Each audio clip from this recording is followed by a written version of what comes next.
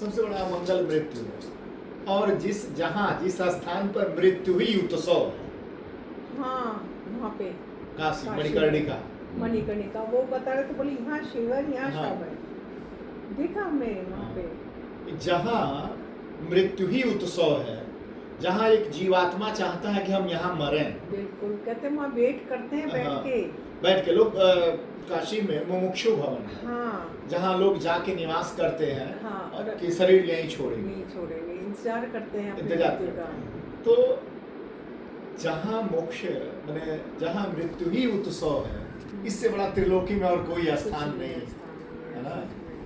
मैं बता रही हूँ, वो देख के ना इतना मतलब उस टाइम तो ऐसा लगा कि सामने सच्चाई दिख रही थी, सत्य दिख रहा था। तो स्वामीदास जी ने लिखा है कि जो ददाति सताम शंभु कैवल्यमपि दुर्लभम खलानाम दंडकृतौ सौ संकरम समतनोतु में,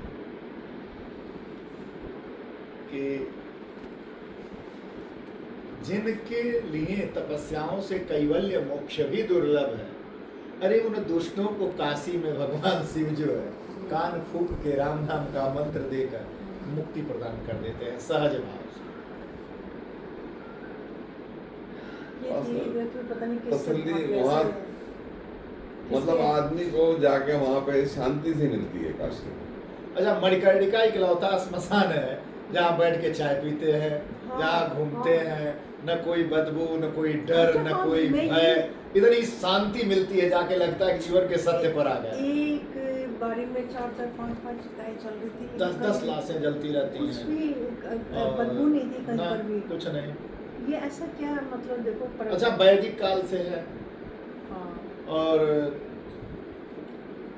या दिव्यै मणिकुंडलैककणिका विष्णु तपोस्थली, भगवान विष्णु की तपस्थली, प्रलय काल में वहीं बैठ के तपस्या करते हैं। और जब भी उन्हें लगता है कि हमारा तप कम पड़ रहा है, तो भगवान वहीं आके तपस्या करते हैं। विष्णु तपोस्थली, भगवान विष्णु की तपस्थली है। और माता सरस्वती ज्ञान के लिए वहाँ के तपस्या करती है। अच्छा, इसलिए काशी को ज्ञान की नगरी कहा जाता है। एक बात है, जो वहाँ रहते हैं वो तो बड़े भाग्यशाली हैं। काशी में जन्म मैंने कहावत है ना कि कम खाना बनारस का रहना, खाओ तो हम लोग क्या भैया कम खाए के मिले, लेकिन बनारस में रह के मिले इससे बढ़िया कुछ नहीं है ना।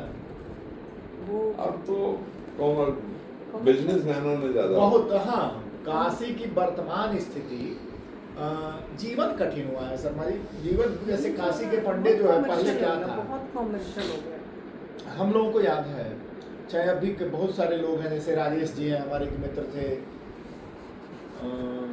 तो पाणे जी थे, वो जो है दिवंगत हो गए बेचारे, भाई हैं उनके, राजेश जी हैं, और भतीजा है, अच्छे लोग हैं। तो क्या था कि दूर दूर से लोग आते रहते थे, यात्री आते थे, उनके घरों पर ठहरते थे, और अगर पैसा खत्म हो गया तो पंडा लोग अपने पास से पैसा दे के भोजन की व्यवस्था करके भेजते थे।